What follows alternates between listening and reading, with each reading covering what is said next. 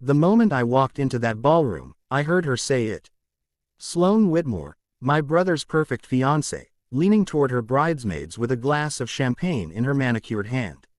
Her whisper was loud enough to carry across the room, and I know she meant it that way.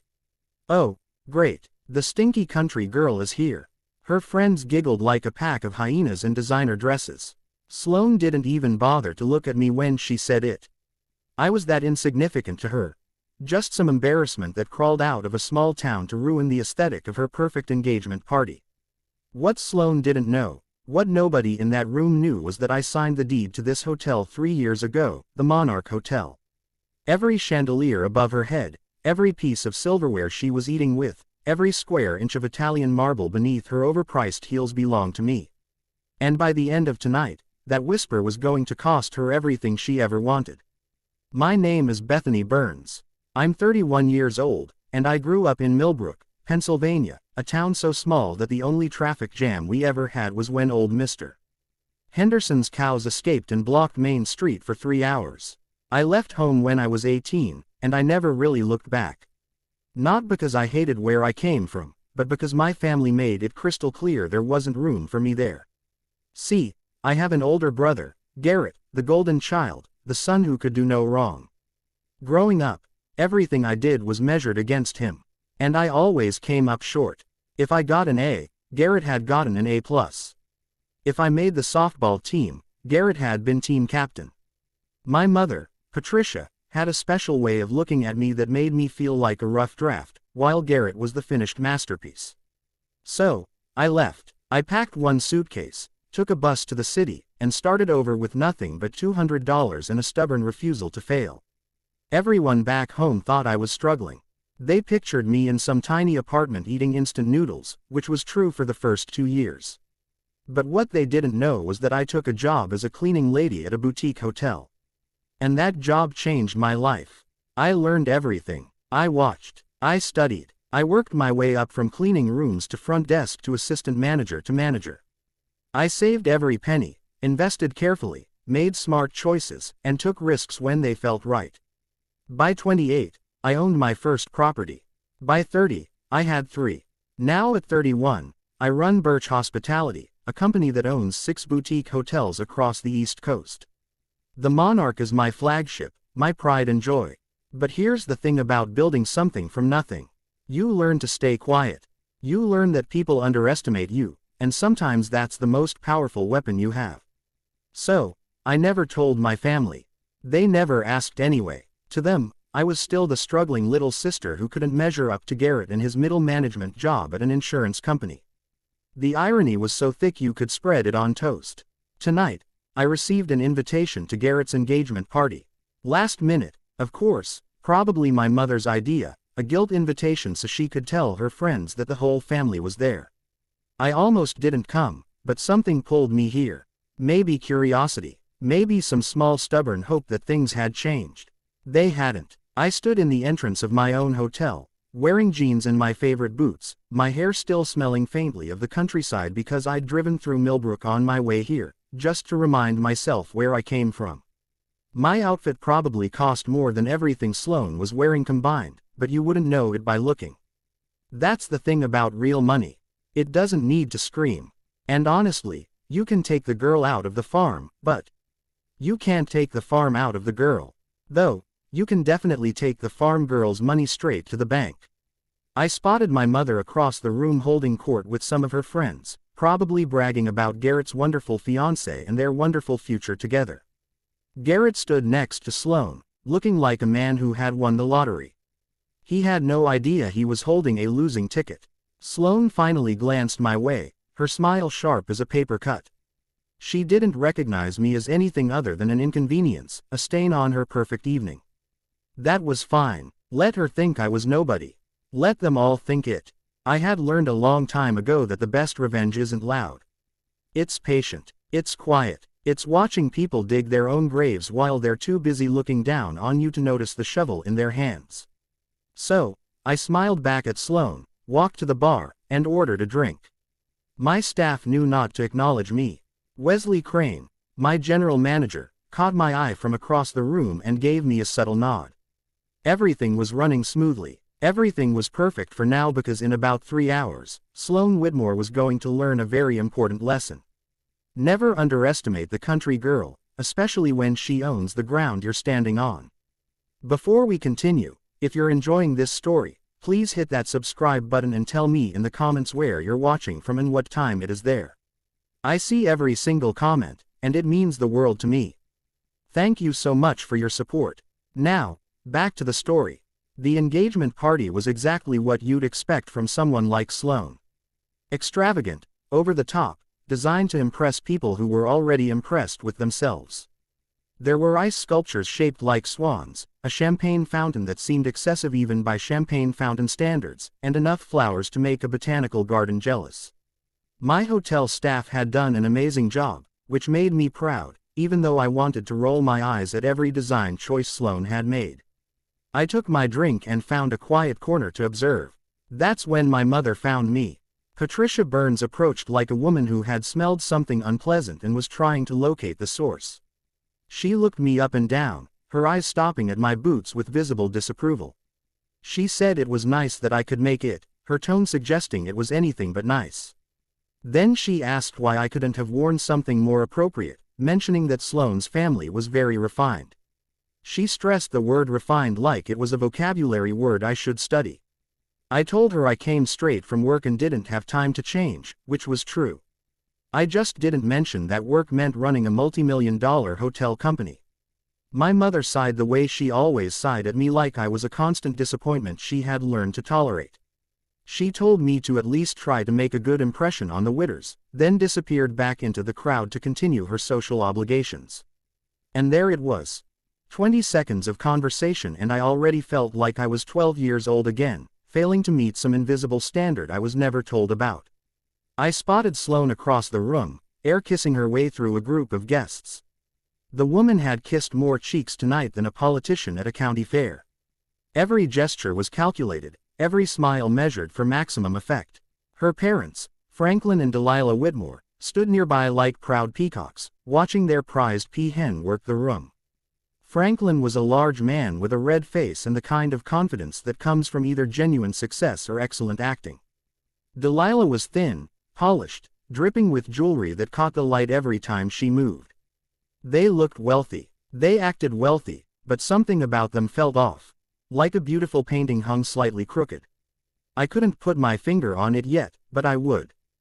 Garrett finally noticed me and made his way over. My big brother, 3 years older, still looking at me like I was his annoying little sister who followed him around when we were kids. He said he was glad I could come, though his tone said he hadn't noticed whether I was there or not. He asked if I'd met Sloane yet and said she was amazing. I told him I'd seen her. I kept my opinions to myself. Garrett nodded, already looking past me to see who else he needed to greet. Some things never change. Then he said something that made my stomach tighten. He mentioned that Mom had given Sloane Grandma's necklace as an engagement gift. He said, wasn't that generous of her? And that Sloane absolutely loved it. I felt the air leave my lungs. Grandma's necklace, the antique pendant our grandmother had promised to me specifically before she died. She had held my hand and told me it was for me because I was her dreamer, her fighter, the one who would make something of herself. My mother knew this. She had been in the room when Grandma said it, and she gave it to Sloane anyway. I looked across the room and saw it. There it was, hanging around Sloane's neck like it belonged there. My grandmother's necklace, my inheritance, my memory, sparkling under the chandelier lights while Sloane laughed at something someone said. The DJ cranked up the music so loud I could feel my fillings vibrate. If I wanted my teeth rattled, I would have just gone to the dentist. At least there I'd get a free toothbrush out of the experience. I excused myself from Garrett and made my way to the restroom, needing a moment to breathe. That's when I passed Franklin Whitmore in the hallway, his phone pressed to his ear, his face tight with stress. He didn't see me. He was too focused on his conversation. I heard him say they needed this wedding to happen, that the Burns family had money enough to cover their situation. He paused, listening to whoever was on the other end. Then he said they just needed to get through the ceremony. And after that, everything would work out. He hung up and walked back toward the party. his salesman's smile sliding back into place like a mask. I stood frozen in that hallway, my grandmother's necklace forgotten for the moment, replaced by something much more urgent. The Burns family had money. What money? My parents had a nice house, sure, but I knew for a fact there was a second mortgage on it because I'd been secretly paying it off for the past 4 years. Garrett worked a decent job. Nothing spectacular. There was no family fortune. So why did Franklin Whitmore think there was? And more importantly, what exactly was their situation that needed covering? I spent the next hour watching the Whites like a hawk watches a field mouse. Every smile, every handshake, every perfectly timed laugh. Now that I knew something was wrong, I could see the cracks in their performance. Franklin kept checking his phone, his jaw tightening every time he read a message. Delilah's jewelry was impressive, but I noticed she kept touching it nervously, like she was afraid it might disappear. And Sloane, beautiful, perfect Sloane, had a hunger in her eyes that had nothing to do with love and everything to do with desperation. I started piecing things together. The Whites thought my family had money. But why? Then it hit me. For the past 4 years, I had been sending money to my parents anonymously through my company, Birch Hospitality. Every month, a payment would arrive to cover the mortgage, the utility bills, the medical expenses. When my father had his knee surgery, I never put my name on it. I didn't want their gratitude, or their questions. I just wanted to help from a distance.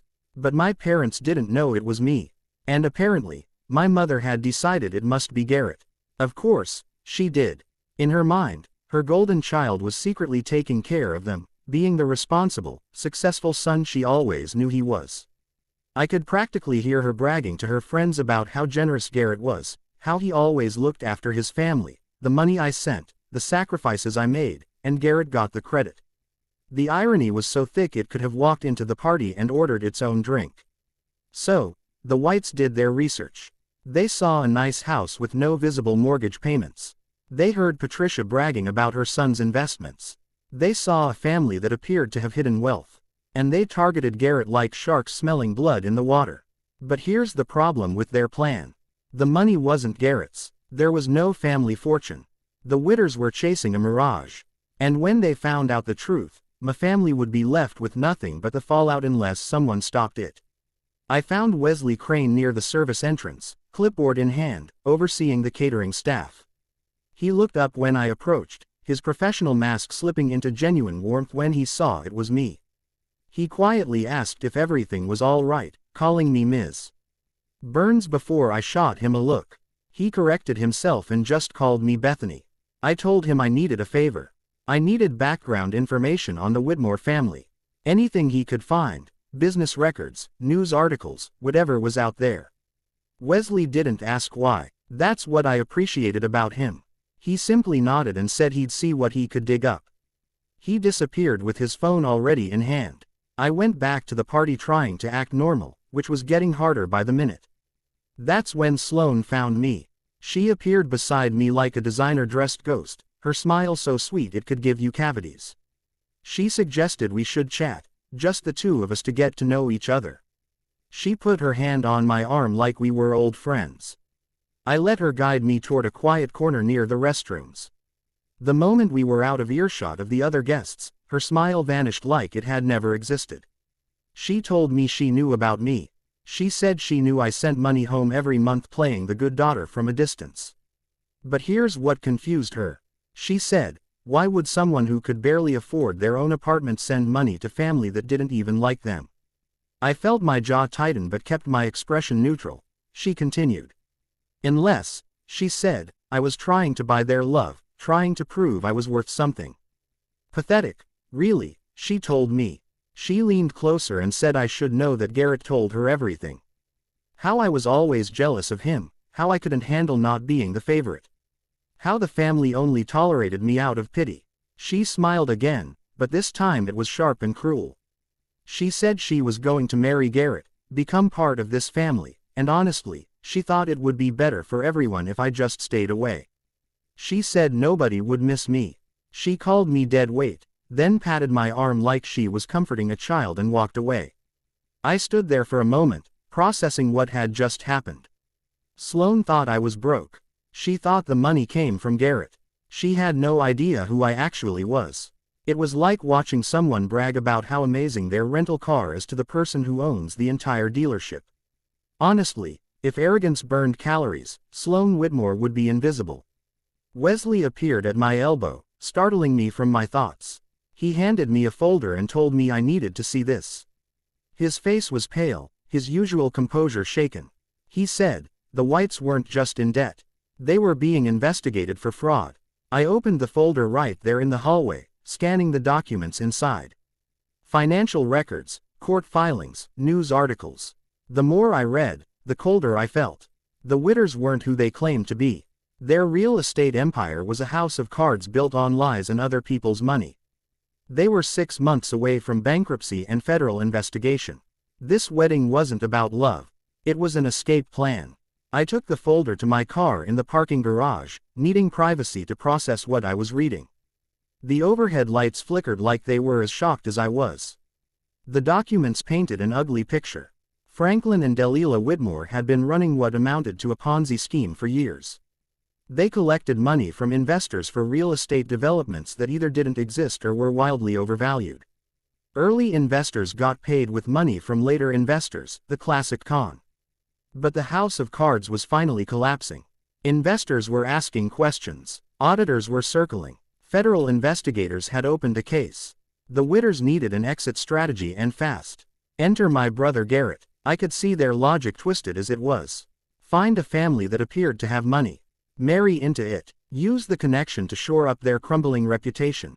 Or at minimum have somewhere to hide when everything fell apart. They probably planned to drain whatever assets my family had before disappearing to start the con somewhere else. What they didn't realize was that my family had nothing.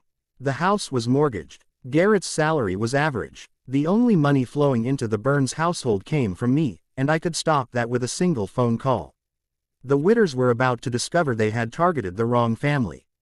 And when they did, they would abandon Garrett faster than a sinking ship, leaving my brother heartbroken and my parents humiliated.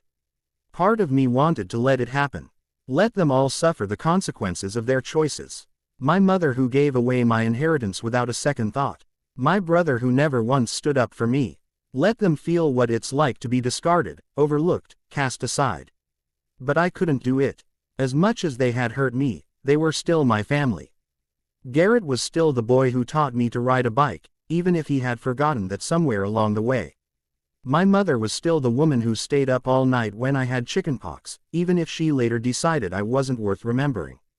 Family is complicated. You can love people and be furious with them at the same time.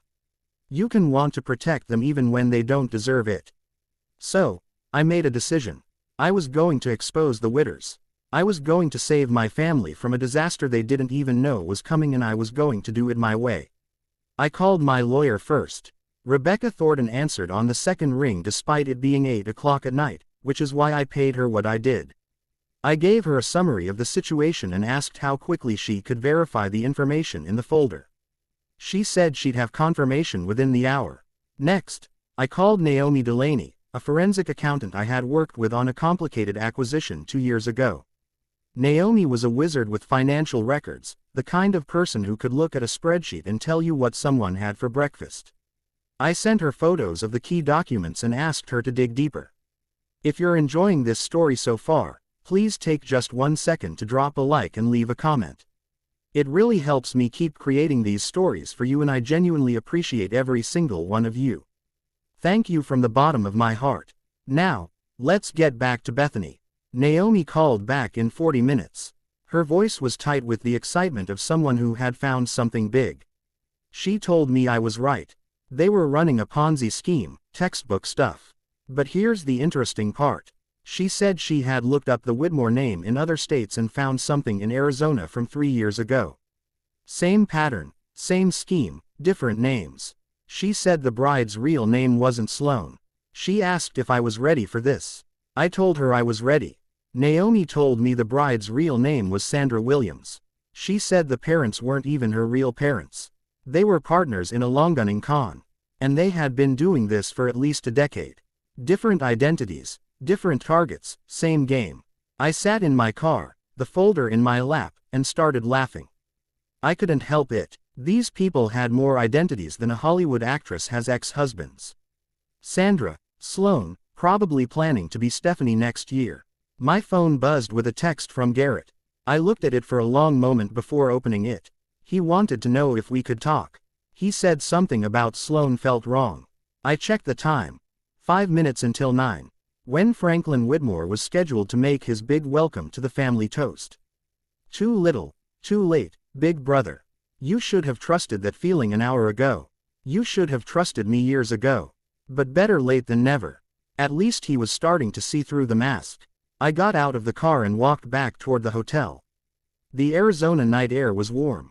And somewhere inside, a con artist in a white dress was about to have the worst night of her life. Time to crash an engagement party. I walked back into the Monarch Hotel with a different energy than when I had left. Before I was the invisible sister, the country girl everyone looked down on. Now I was a woman with a plan. Wesley met me near the service entrance. His expression a mixture of concern and curiosity. He said he had been watching the Whites all evening and that something was definitely off with them.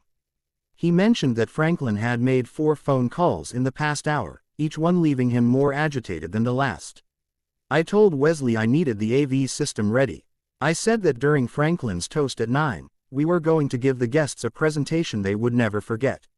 Wesley didn't even blink. He asked what kind of presentation we were talking about. I handed him a USB drive. On it were scanned copies of the most damaging documents from the folder, plus everything Naomi had sent me. Court records from Arizona, financial statements showing the fraud, photos of Sloan from 3 years ago under her real name, Sandra Williams, a paper trail of lies stretching back a decade. I told him when Franklin started his toast, I wanted it all on the screens. Every document, every photo, every piece of evidence. Wesley took the drive with a slight smile. He said he always knew working for me would be interesting, but this was something else entirely. Then he disappeared toward the control room. My phone buzzed. Rebecca, my lawyer, confirming everything Naomi had found. The Weitzers were indeed under federal investigation. More importantly, she had made a call to the lead investigator, a woman named Agent Carla Reeves, who had been trying to locate the Whites for months. They kept moving, changing names, staying one step ahead until tonight. Rebecca told me Agent Reeves was already on her way with the team. They would be outside the hotel by 9:15, ready to move in once the evidence was public. Everything was falling into place. The trap was set. Now I just needed to wait. I found a spot near the back of the ballroom where I could see everything without being noticed. Sloan was working the room again. That fake smile plastered on her face like it was painted. There, Garrett stood beside her playing the beautiful fiancé, completely unaware that his entire future was about to implode. My mother was near the front chatting with Delilah Whitmore like they were old friends. 2 women who had nothing in common except their ability to make me feel worthless. Soon, one of them would realize she had been played. The other would realize she had pushed away the wrong daughter. I checked my watch. 8:52. My phone buzzed again. This time it was a text from Garrett. He asked where I was and said he really needed to talk. He said something about the Whitters was bothering him. The way Franklin kept disappearing. The way Sloan deflected every question about her past. He said maybe he was being paranoid. I stared at the message for a long moment. Part of me wanted to respond to tell him to trust his instincts to warn him about what was coming. But what would that accomplish? He had 34 years to trust me, to include me, to treat me like family. He chose not to. Besides, if I warned him now, he might warn Sloan, and I couldn't risk that. I typed back a simple response. I told him we would talk after the toast and to just wait. 8:56. Franklin Whitmore was straightening his tie near the small stage where the DJ had set up. He looked confident again, his salesman mask firmly in place. He had no idea what was about to happen. I thought about what Sloan had said to me earlier, how I was dead weight, how nobody would miss me, how I should just stay away. The funny thing about people who underestimate you is that they never see you coming. They're so busy looking down that they miss the moment you rise up. 8:59. Franklin stepped onto the stage and took the microphone. The DJ lowered the music. Guests turned to face him, champagne glasses in hand, ready to toast the happy couple. I made eye contact with Wesley across the room. He gave me an almost imperceptible nod. The screens behind the stage flickered to life, currently showing a slideshow of Garrett and Sloane's photos. Happy couple at a restaurant. Happy couple at the beach. Happy couple living their happy lie. Not for much longer. Franklin cleared his throat and began to speak. He said, "Good evening, everyone," and thanked them all for being there to celebrate this beautiful union. He said when his daughter first brought Garrett home, he knew immediately that this young man was special. I almost laughed. His daughter. The daughter who wasn't his daughter. The daughter whose real name he probably had to remind himself of every morning. Franklin continued talking about family, about legacy, about how honored the Whites were to join the Burns family. He talked about bright futures and grandchildren and building something lasting together. Every word was a lie and every lie was about to be exposed. Franklin raised his glass. He said to the happy couple, "To love, to family, to forever." I pulled out my phone and sent Wesley a single word, "Now." The screens flickered. For a moment, everyone probably thought it was a technical glitch. The happy photos of Garrett and Sloane disappeared, replaced by something else entirely.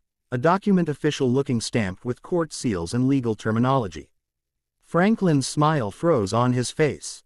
The document was a court filing from Arizona dated 3 years ago, a fraud investigation. And there, listed as a person of interest, was a name nobody in this room had heard before. Sandra Williams. A murmur rippled through the crowd.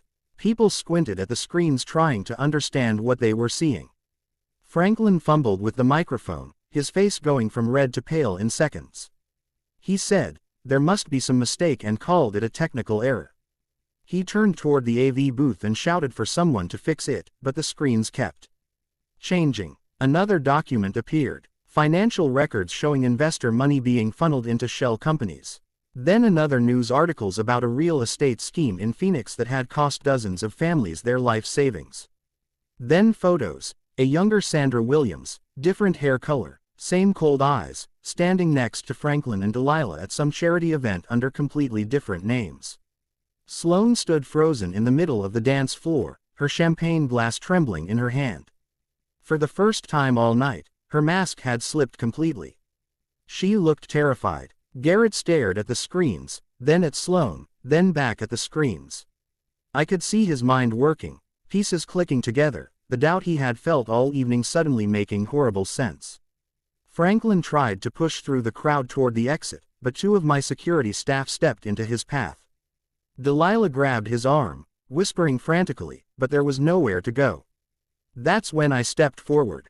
I walked through the parting crowd toward the stage, my boots clicking on the marble floor. Every eye in the room turned to me. The country girl, the nobody, the dead weight.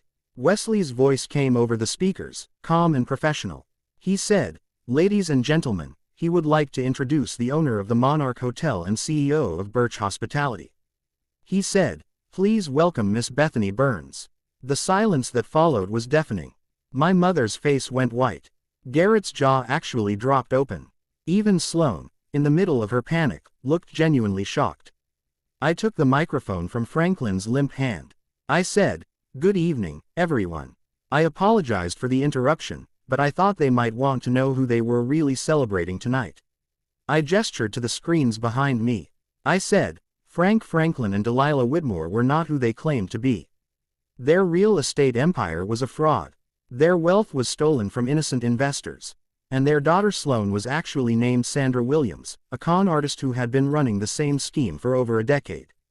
Sloane finally found her voice. She screamed that I was lying and called me a jealous, pathetic nobody. She said I was making this up because I couldn't stand to see Garrett happy. I smiled at her. I said, "That's interesting." And I asked if I also made up the federal investigation that had been following them for 2 years. I mentioned the arrest warrants that were issued last month in Arizona and said I was curious how I could have faked the fact that Agent Carla Reeves and her team were currently waiting outside this hotel. As if on cue, the ballroom doors opened. 4 people in suits walked in, badges visible, expressions all business. Sloane's face crumbled. Franklin tried to run. He made it about 10 feet before Agent Reeves intercepted him with a calm but firm hand on his shoulder. She told him that Franklin Whitmore or whatever his real name was under arrest for wire fraud, investment fraud, and conspiracy. Delilah started crying, mascara running down her carefully made UP face. She kept saying there was a mistake, that they could explain everything, that it wasn't what it looked like. Sloane, Sandra, whatever her name was, turned to Garrett one last time. Her voice was desperate, pleading. She asked if he was really going to let his sister do this to them. She said they loved each other and that he had to believe her. Garrett looked at her for a long moment. I could see the war happening behind his eyes. The woman he thought he loved versus the evidence he couldn't deny. Then he did something I never expected. He stepped away from her. He said he didn't even know who she was. His voice was quiet, broken, but certain. He said he didn't know who any of them were. Sloane's expression shifted from desperation to rage in an instant. She lunged toward me, screaming that I had ruined everything, that I was supposed to be nobody, that I was just the stinky country girl. Security caught her before she reached me. I leaned close enough for only her to hear. I said this stinky country girl owned the room she was standing in, paid the salary of everyone who was about to escort her out and would sleep very well tonight knowing exactly who she was. They led her away still screaming, her designer dress wrinkled, her perfect hair destroyed, her entire carefully constructed life falling apart with every step. I turned back to the stunned crowd, most of whom were still trying to process what had just happened. I said, well, the catering was already paid for, and it seemed like a shame to waste good food. I told them the bar would stay open for anyone who wanted to stick around. Nervous laughter rippled through the room. The DJ, bless his heart, started playing something upbeat. The engagement party was over, but the night was just beginning. The next hour felt like something out of a fever dream. The Whitmores, all three of them were escorted out in handcuffs while the remaining guests watched in stunned silence. Sloane or Sandra or whoever she would be in her next life was still screaming threats as they put her in the back of an unmarked car. Something about lawyers, lawsuits, revenge, empty words from an empty person. She went from future Mrs. Burns to future prison inmate in under 15 minutes. That had to be some kind of record, even for a professional con artist. Inside the ballroom, the mood had shifted from shock to something else. Curiosity, maybe fascination. A few guests were already on their phones, probably sharing what had just happened with everyone they knew.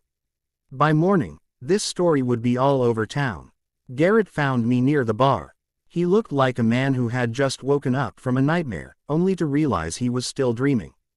His eyes were red, his hands shaky, his entire world view clearly shattered.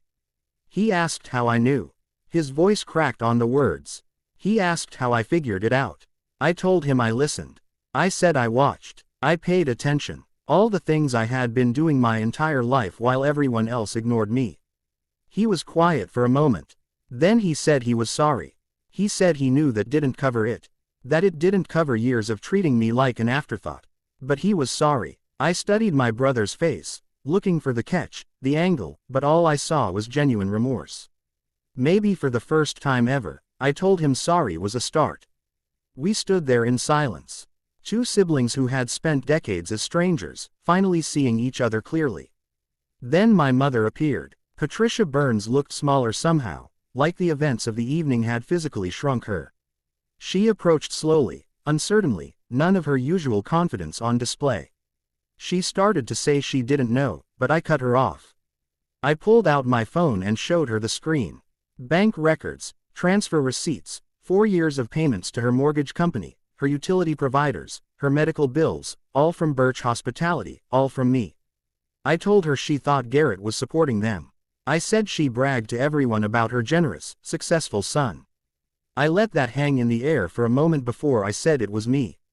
It was always me. My mother stared at the phone, then at me, then back at the phone. Her mouth opened and closed several times, but no words came out. I said I didn't do it for thanks. I said I did it because they were my family, even when they made me feel like I wasn't theirs, but I thought she should know the truth about who was actually there for her. Patricia's eyes filled with tears. Not the dramatic performative tears I had seen her use at family events, real ones, the kind that came from somewhere deep. She whispered my name, Bethany, like she was saying it for the first time. Before I could respond, there was a commotion near the dance floor. I turned to see Sloane's grandmother's necklace, my grandmother's necklace, lying on the ground where Sloane had thrown it during her meltdown. Garrett walked over and picked it up carefully, like it might break. He looked at it for a long moment, then walked back to me. He said, "This was always supposed to be mine." His voice was thick with emotion. He said he didn't know Mom gave it away and he was sorry. He placed the necklace in my hand. The weight of it felt right, like something that had been missing for years was finally back where it belonged. My mother watched the exchange with tears streaming down her face.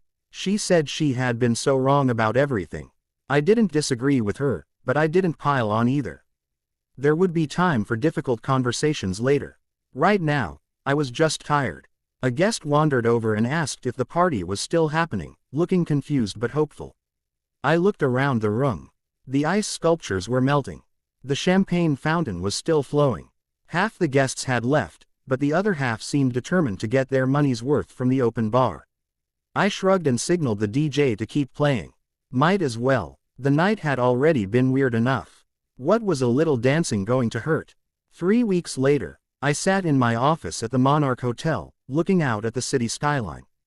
The morning sun was streaming through the windows, and for the first time in years, I felt at peace. The Witters were finished. Federal prosecutors had enough evidence to charge them with multiple counts of fraud, money laundering, and conspiracy. Sandra Williams, the woman who had called me a stinky country girl, was in custody, awaiting trial. Her bail had been set high enough that even her fake wealthy parents couldn't afford it. Turns out when you spend decades stealing from people, you don't have many friends willing to help when things go wrong. The story made local news for about a week. Hotel mogul exposes con artists at family engagement party. One headline even called me the stinky country girl who owned the room. I had that one framed. It hangs in my office now, right where I can see it every morning. Garrett came to visit me at the hotel yesterday. It was the first time he had seen my office, my staff, the life I had built without anyone's help. He walked around touching things like he couldn't quite believe they were real. He said he had spent years thinking he knew who I was. He said he was wrong about everything. I told him we both had a lot of years to make up for. I said, maybe we should start now. We went to lunch, a real lunch, not a family obligation where we made small talk and avoided anything meaningful. We actually talked about our childhood, about our parents, about all the things we never said to each other. It wasn't perfect, and it wasn't easy, but it was honest. That was more than we'd ever had before. My mother started therapy last week. She called to tell me, her voice small and uncertain, so different from the woman who used to make me feel like a constant disappointment. She said she wanted to understand why she had treated me the way she did. She said she wanted to be better. I told her I appreciated that. I said we could take things slow and we would. Rebuilding trust takes time, but at least we were finally building something instead of watching it crumble. This morning I was hosting a business breakfast in the hotel restaurant. Investors, partners, people who wanted to discuss expansion opportunities. Normal stuff for a normal day. A young woman walked in looking nervous. She was wearing simple clothes, her hair pulled back in a practical ponytail, her eyes wide as she took in the elegant surroundings, clearly out of her element. One of my investors, a man named Gerald, who had too much money and not enough manners, made a comment loud enough for everyone to hear.